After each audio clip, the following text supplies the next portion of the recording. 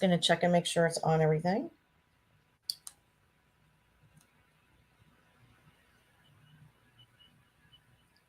Hey, everybody. Just double checking here to make sure this is streaming where it's supposed to be streaming today.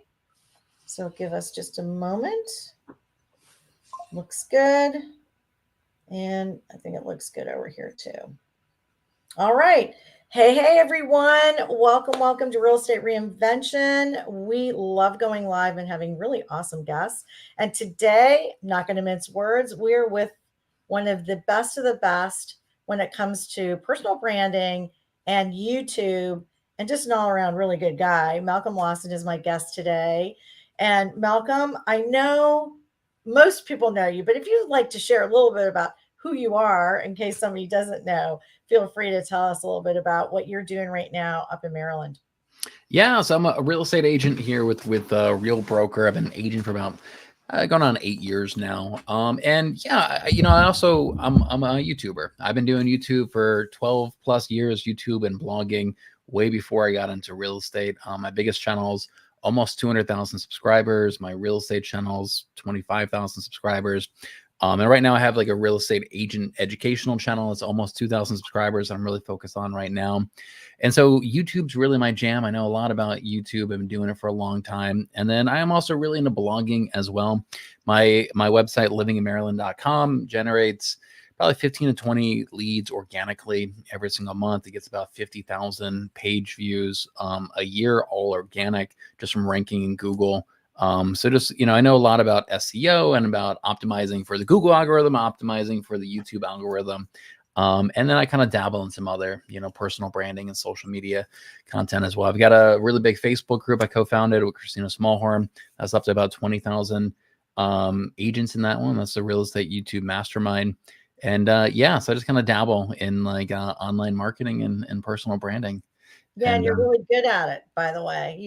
You dabble, but you really have become very masterful with what you're doing, whether it's the Facebook groups, the Google, the blogging, and the YouTube. I'm a blogger, and I generate some leads, not to the extent that you do, but I generate, and that's one of my big goals this year is to really focus on that. Now that, for those of you that know, my daughter got married last year, and that was like kind of took up a lot of time. So I'm back at it.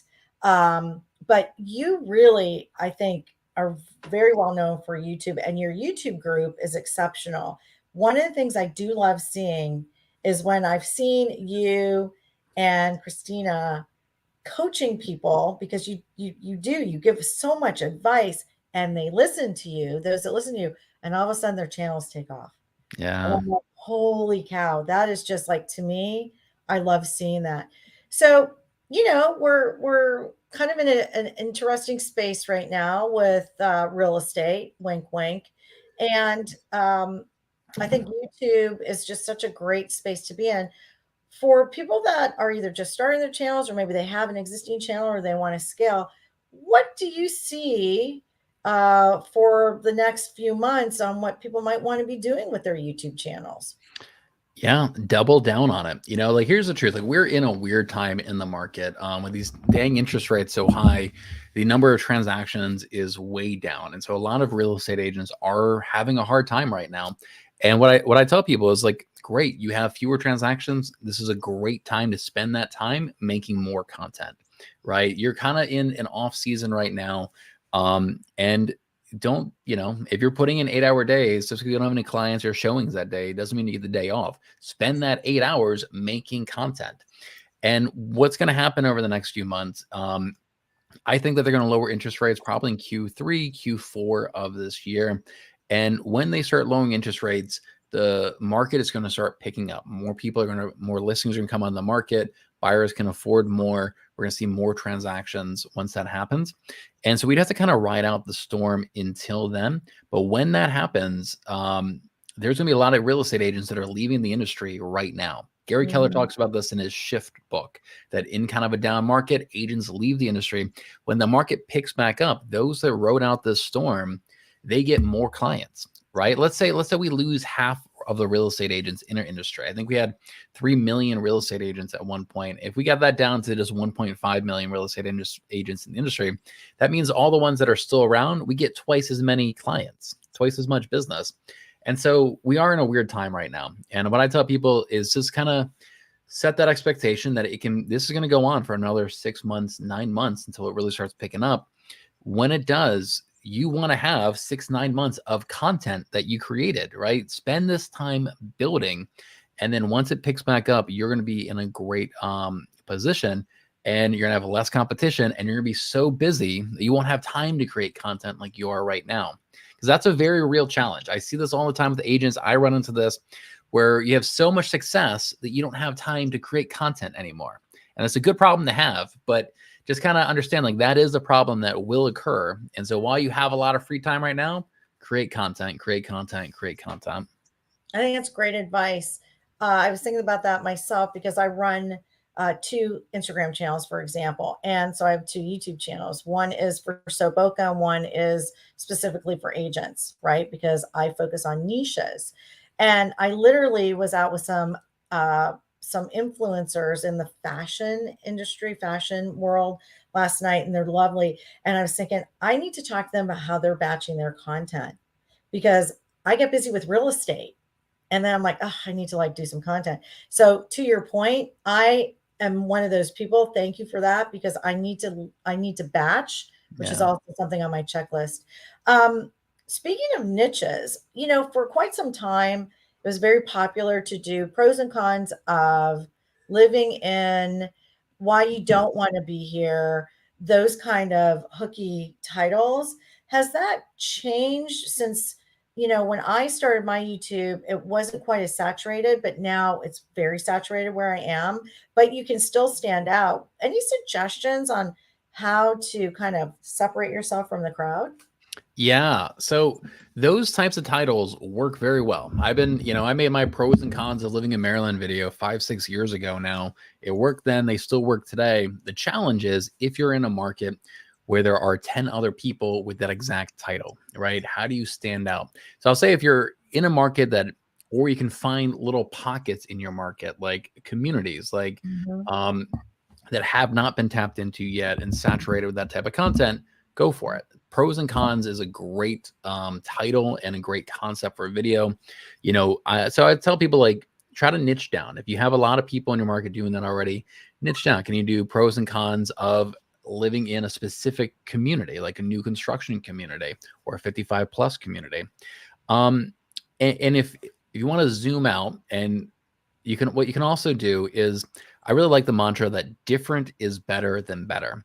So if there are 10 videos, pros and cons of living in Boca Raton, yeah, maybe don't make that video, right? Can you do something different? Don't say, oh, I'm going to make that video, but just a little bit better. Like, you're going to have a really hard time. Do something different to stand out. Now, if you really want to make that video still, you could still make the video, but how can you make it different? Can you, instead of doing in your studio, can you do it out on the streets talking to people? Can you come up with a completely different concept for the thumbnail image as well? What we're really, a hot new trend that we're seeing right now is using ChatGPT to assist you in creating amazing thumbnail images. And so it takes a little fine tuning and a little tweaking, but if you go to ChatGPT, I think the version 4 that's out right now, and you tell it like, hey, create me a YouTube thumbnail about the pros and cons of living in Boca Raton, and it'll generate an image about Boca Raton. And in my experience, what you need to do is type in a few follow-up prompts, like, great, now make it more realistic. Now make it more colorful. Now take out the text. Now give me 3 versions of this, 3 more versions of this. And you can get some really, really crazy and interesting and beautiful images of like Boca Raton, for example, and then use that as the background of your thumbnail. Put your face on it, maybe put some text on it, and it's different, right? And it's So going you layer the real photos on top of that. I love that. Yeah, like you don't want to just use their image, right? You still want to create a thumbnail image, but use it as the background. And yeah, I've seen some beautiful and some eye-catching ones, especially if you type in a prompt like generate me an image of Boca Raton's real estate market inside a bubble that's about to burst. Or generate me an image of Boca Raton's real estate market, except is covered in snow and completely frozen over. Generate me an image of Boca Raton real estate market with home sellers that are crying or very sad or very happy.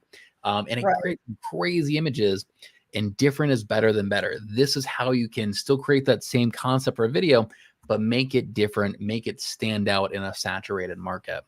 When I was in Europe, I think the first time we were driving from somewhere in France with an Uber driver to Italy, and my daughter, who's been to Europe a few times, said this term, same. So it's like same, but it's not the same. Better. Right. So, yeah. So I'm thinking about like what you're saying, and I did something for pickleball, but I didn't put my image because I don't play pickleball yet. Well, I was, but that's on hold right now.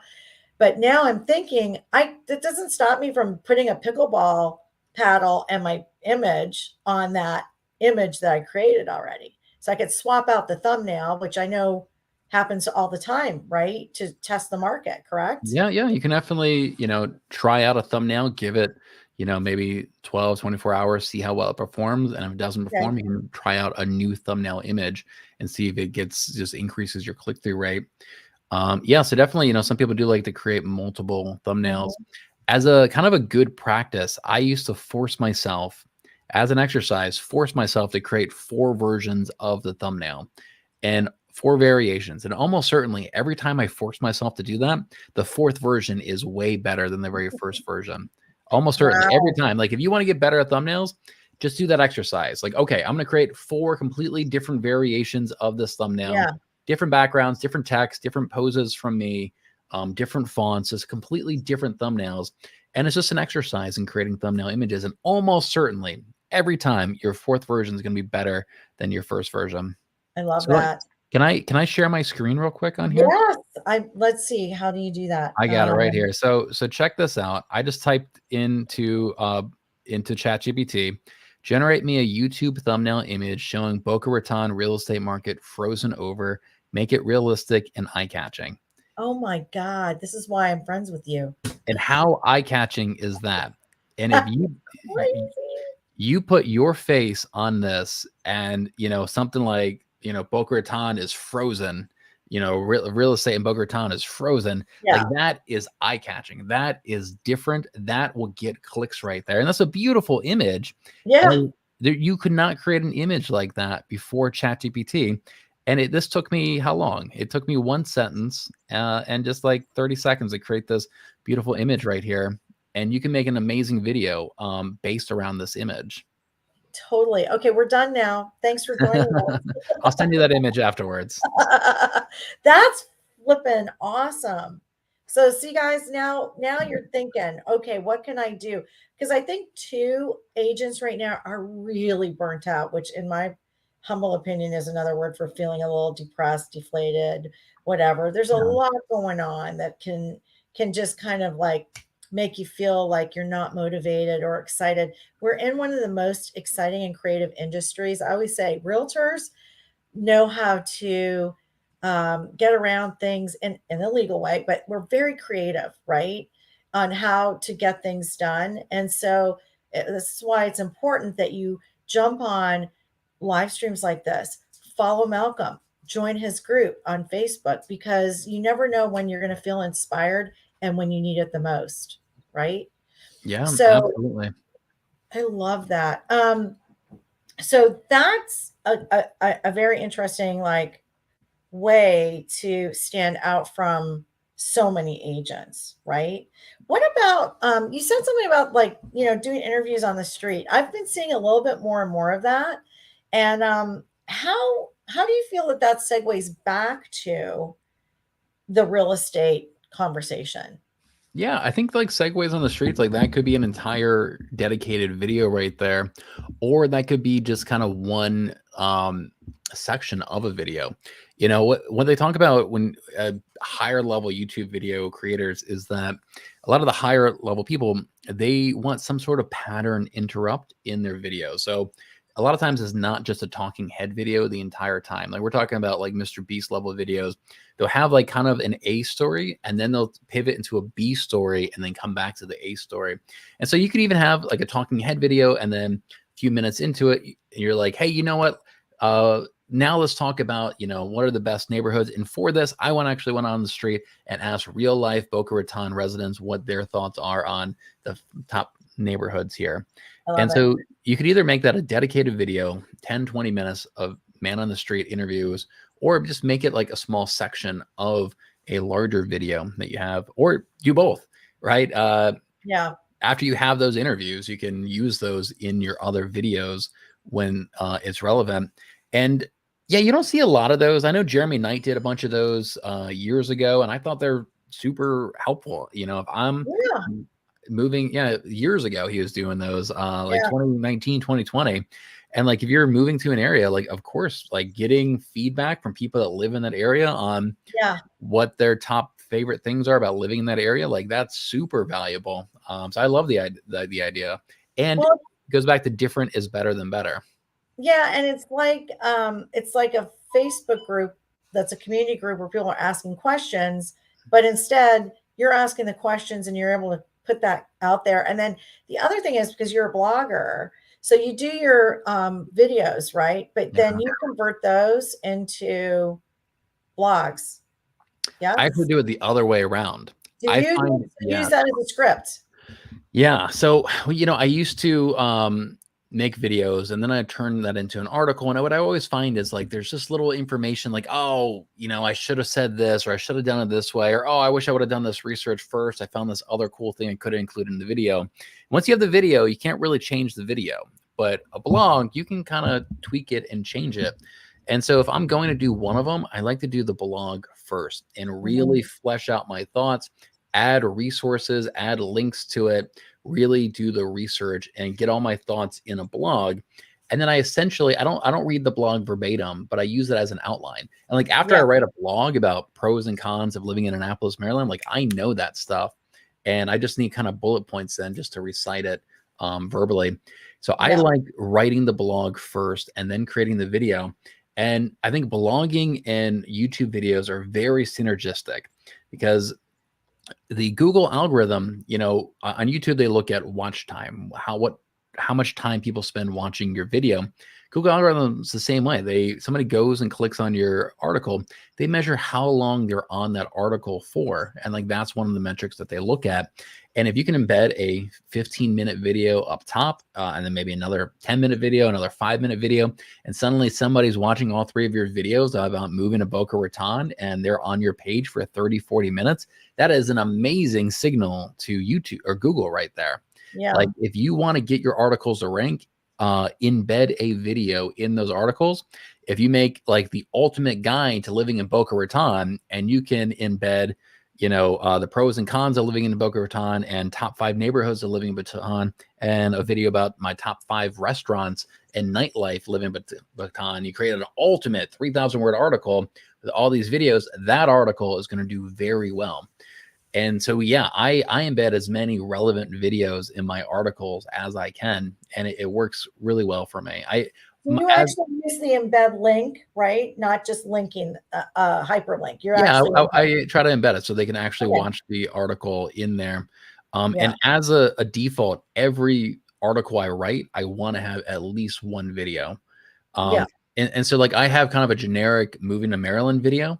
Like 10 things to know before moving to Maryland. And so anytime I publish an article, at a minimum, I publish that video until I have a custom video to replace it with something better. Just so there's something on there, just to help that out.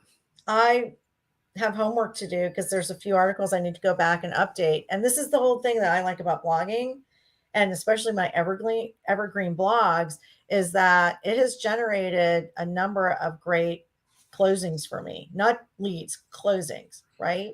And they usually toggle back between the blog and YouTube. Oh, I found you on, and then I saw the other. And I try to have like relevant things that like I let people know, like I let my groups know, hey guys, it's this time of the year. You need to update your holiday season blog. You need to update your Thanksgiving blog, your Valentine's Day blog, your St. Patrick's Day blog. Like all of that kind of stuff is so evergreen. Like almost everything I do, I come from a very evergreen mindset. So pickleball, I didn't just write about pickleball. I interviewed the tournament director for a pickleball tournament. And then I have all of these resources of where they can play pickleball.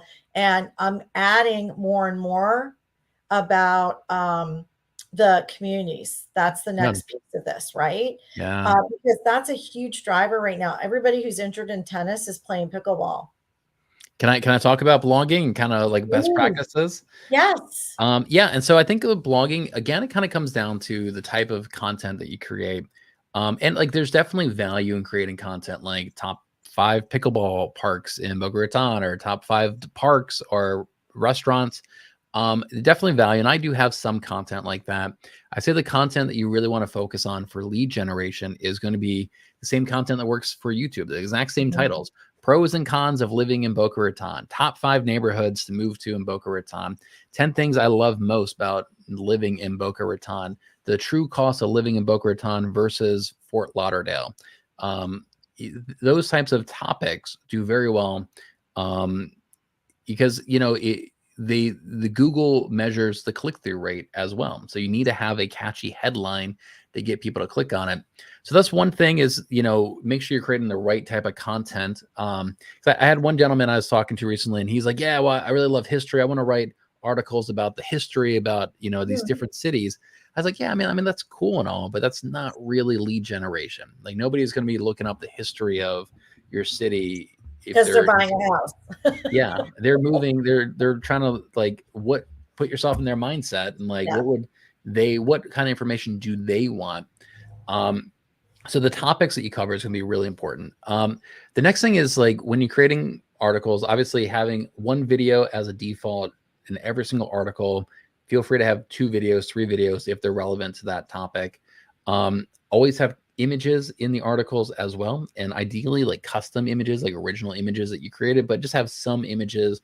When I put images in my articles, I make them very small files, so they're about 150 kilobits per file. And so I actually put them in Adobe Photoshop and then export them just to get them Mhm. to shrink in size because Google does look at like page speed. And if you have like a Mhm. 5 megabyte, you have like 5 images, each of them is 5 megabytes, you slow the page down, especially on mobile devices.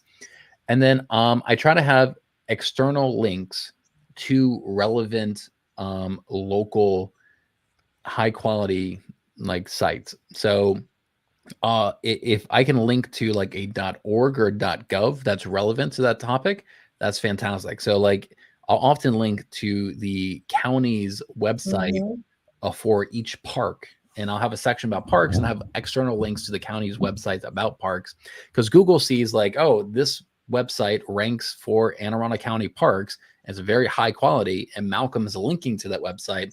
That Right. kind of like it gives you a little bit more, gives them a little more confidence that you're a credible. Um, yeah, you have credibility. I also try to have links to other articles on my page, so internal linking that are relevant.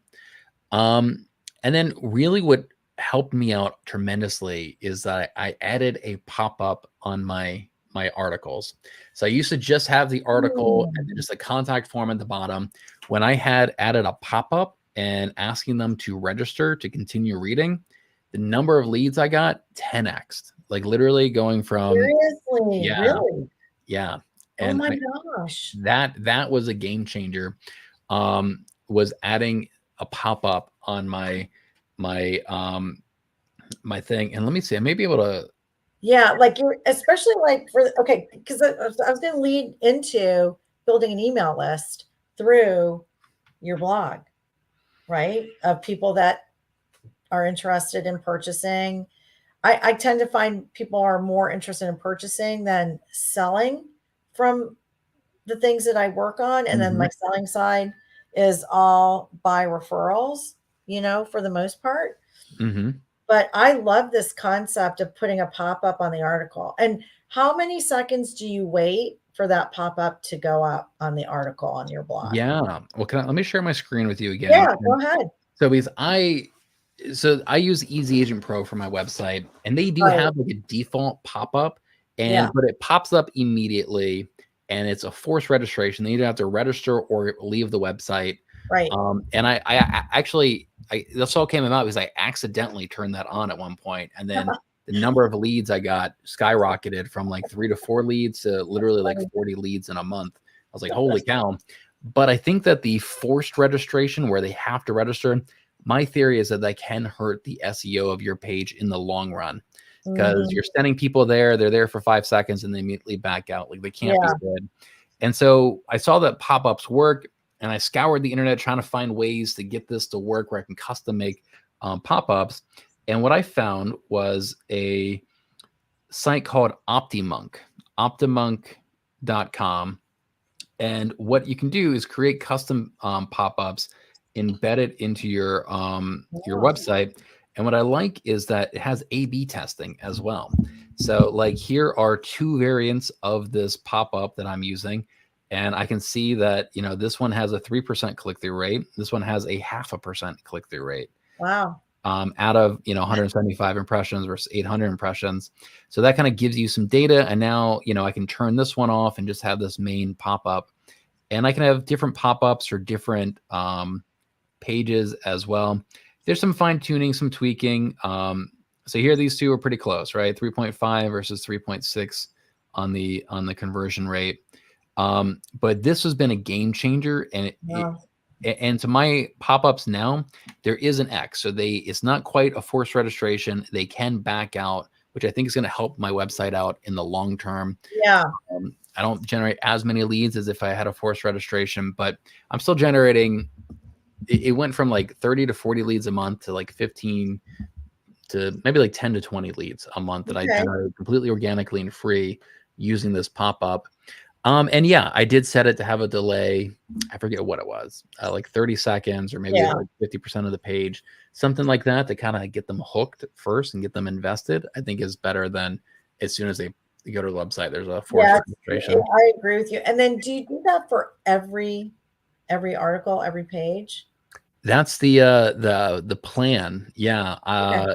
Every page that I want to generate leads from. Yeah. Yeah. What I'm doing right now for me personally is, so I have livinginmaryland.com and I write articles about all these different cities, and somebody registers and I'm trying to route those leads to a specific agent.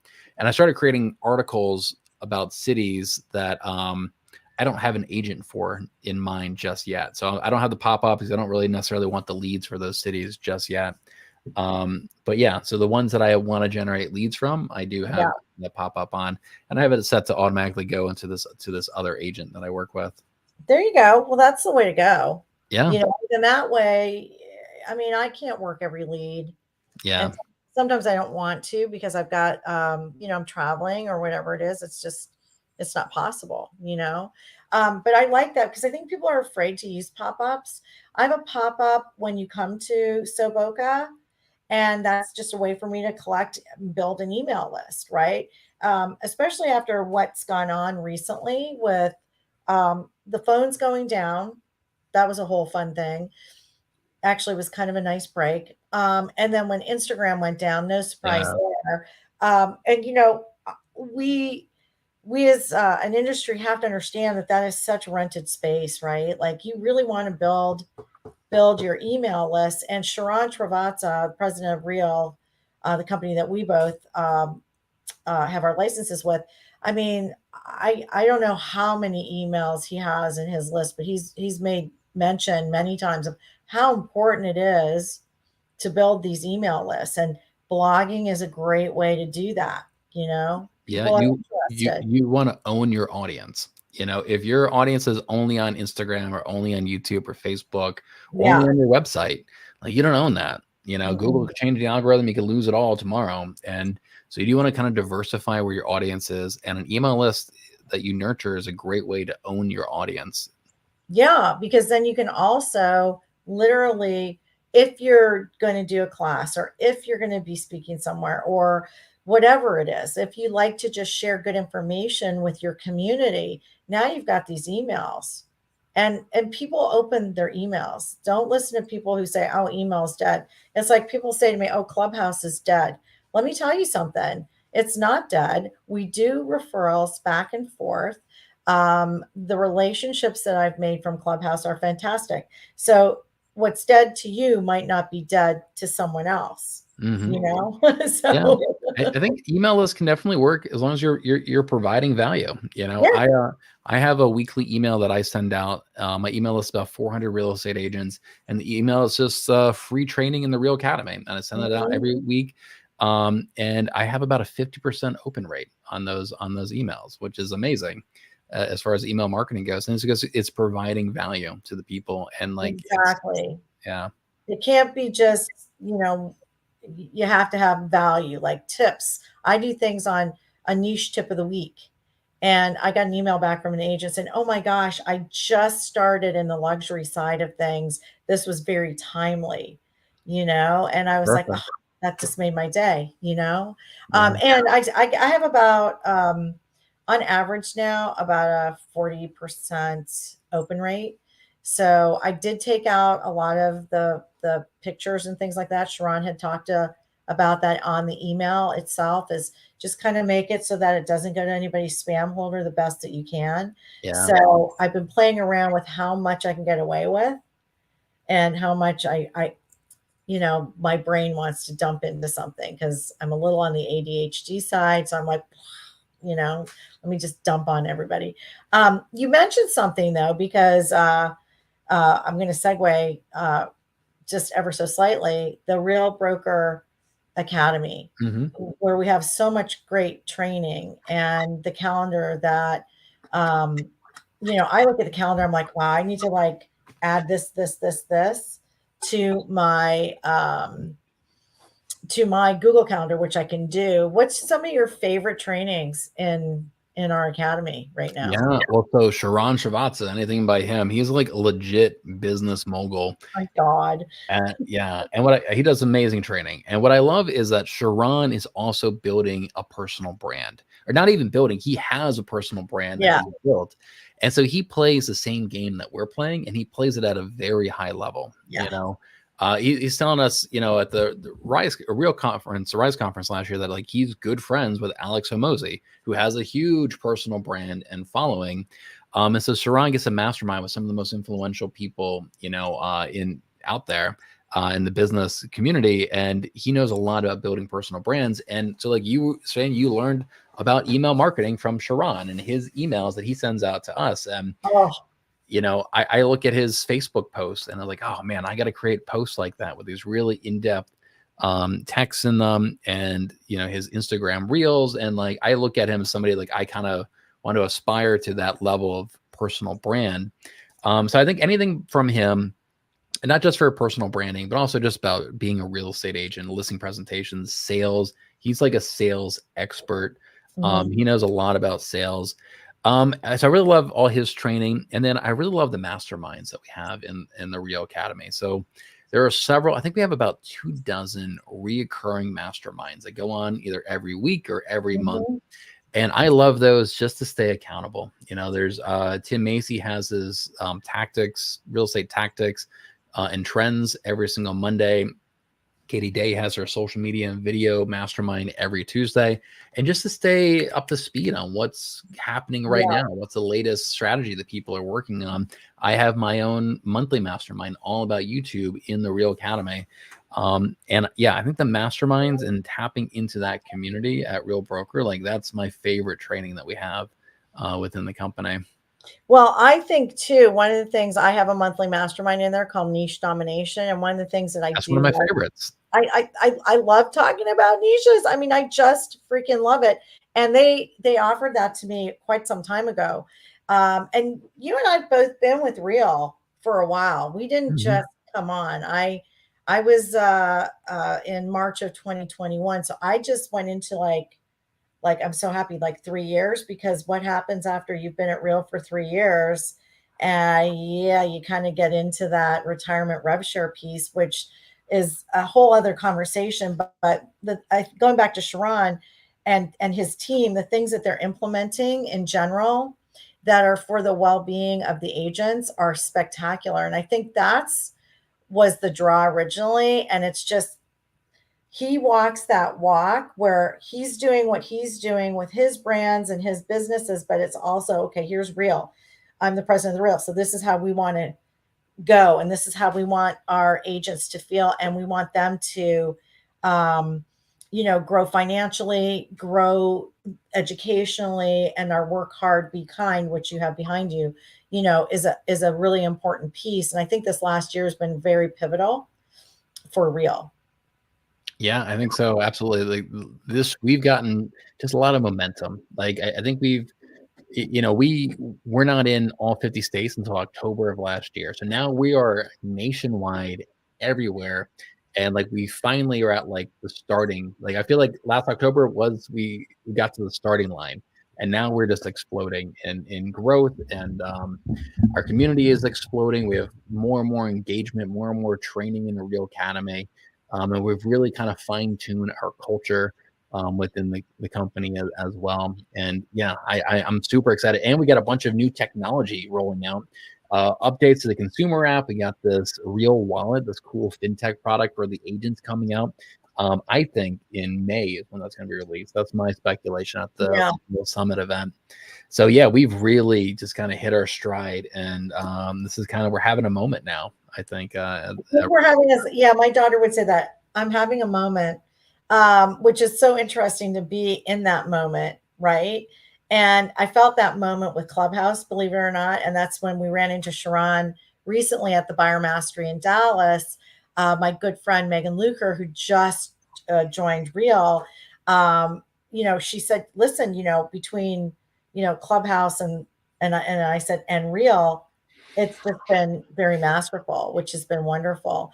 I think what's so interesting is that this all goes along with pivoting and making changes, and that can be scary at any age. I am an older agent, you know, and yet our industry skews older when it comes to agents. 50% Mhm. of the agents are over 50, and about 64% are women. And so my mission now is talking to that midlife seasoned agent, saying, if you are feeling like maybe you're not where you want to be, it's okay to explore other options. Worst case scenarios, you can always go back to what you felt was comfortable. But I will say that I have never felt more of a sense of community at any of the brokerages that I've been at in the 20 years I've been in the industry. And they were all very good brokerages. I always left, on very good terms. I'm not a bridge burner when it comes to brokerages. So, I think what's nice about what I'm seeing is this kind of business model, whether you come to Real or somewhere else, right, has something for everyone. Something for everyone. And I think fintech is going to be the buzzword of 2024. Kind of Yeah. like, the song of the summer. I think fintech is going to be the song of the summer for Yeah, I'm excited about it. We have a culture of innovation.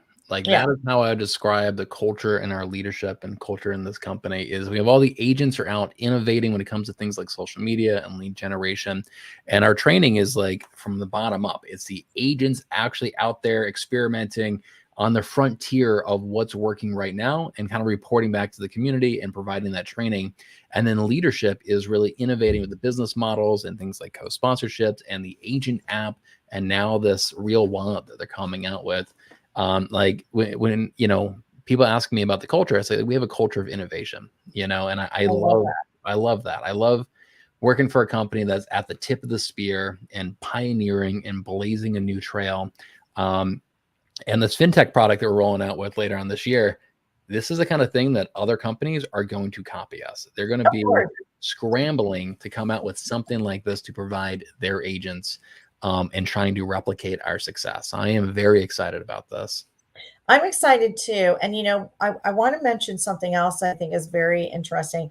A lot of times when I am talking to agents who have approached me about our company, one of the things that I think is a bright light also is the number of groups that we have outside of those state groups, but just the groups that we have that would fit what somebody's looking for. So I admin the solo agent group. Sometimes solo agents feel very, very on an island, if especially if they're not on a team or they're not doing things with other agents, maybe locally or whatever. And I'm trying to bring that in and say, hey, come on in. The water's warm. We know you're a solo agent, but you don't have to go alone. There's an ADHD group. I think Yeah. that's fantastic. It's not, it's like, okay, let's talk about some of the things that some of us deal with. And I think it was Bill Olson, I think it was, who started that group. And I'm like, this, and I remember he wrote something and I sent him a message, said, oh my God, what are you in my brain right now? Like, it was just so funny and so very ADHD, like, if that's something. We have the women's group at Real. Okay. And Dre Madden and the women in our leadership are doing amazing things. Patricia Ann Young, founder of that, and trying to bring that along. There's just so many different groups, and also for teams, there's a team lead group. So maybe you have a team, but you haven't really learned how to run a team. Right. Or maybe you want to learn how to scale your team. I was in there the other day, and I'm looking around, and I'm seeing the sharing that the team leads were doing. It blew me away. I love that. Yeah. Yeah. And then we have the referral group as well. Oh, that too. Yeah. By the way, Yeah, an exclusive referral group. got So to be all of our involved though. You got to stay on top of that. But absolutely, turn the notifications on for that group. Yeah, absolutely. Yeah, we got a lot of great groups in there. Got the Real Academy group as well, where you can watch all the live training, Yeah. participate in all the masterminds as well. Yeah. I think having access, like, that's how you access the community here at Real. Yeah. And what I love is you can send a direct message to anybody in the company. So I can meet you on a mastermind and then, like, hey, Michele, tell me more about this niche marketing that you do. Where I could literally message Sharon, the president of Real Broker. I've got a thread going on with them right now. Or Pritesh Damani, the chief technology officer, or Tamir. Full access to all of them right into Workplace, or even your broker if you have questions for your broker. That's a very good point, which is, it doesn't happen at all companies. You go through sort of this layer. I will give you a great example. Somebody onboarded to Real yesterday sent me a message and said, hey, I was doing this, but it didn't save it. I was like, interesting. So I sent a message to Pritesh and said, by any chance, is this something that, is it a glitch or does it need to be worked on? He goes, we're working on it. I'm like, so I love that. Just, it's like direct to consumer almost, right?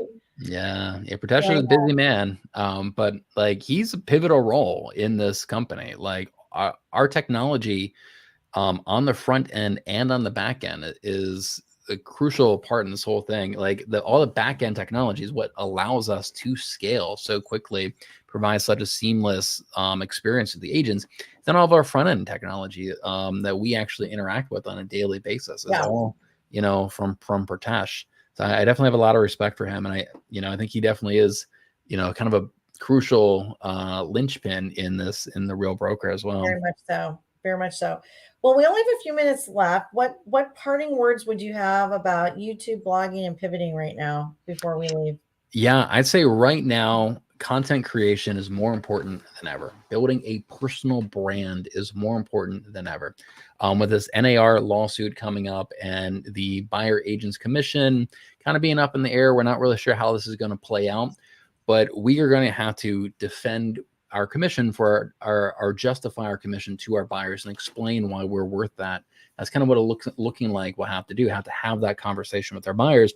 And by building a personal brand, I tell you, mark my words, it's going to make that conversation so much easier. When you build a personal brand, people want to work with you. They're honored to work with you. They're privileged to work with you. You don't have to sell yourself as much. And the best way to build a personal brand is through content creation, through videos, through blog posts, through memes, through whatever kind of content is your deal, whatever platform. Content creation is how you build a personal brand. And I think it's never been more important in our industry's history to build a personal brand than it is today. I agree with you. Where can everybody find you?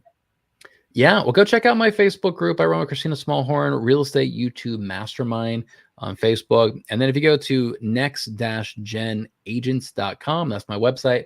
Got a bunch of resources on there, a bunch of articles, gear list of all the camera equipment that I use, that kind of stuff, a bunch of resources you can tap into there. Awesome. Well, thanks for joining us today on the Real Estate Reinvention podcast, vlogcast, whatever you want to call it, cast. And we will see you guys next week. See ya. Bye. Thanks. Welcome.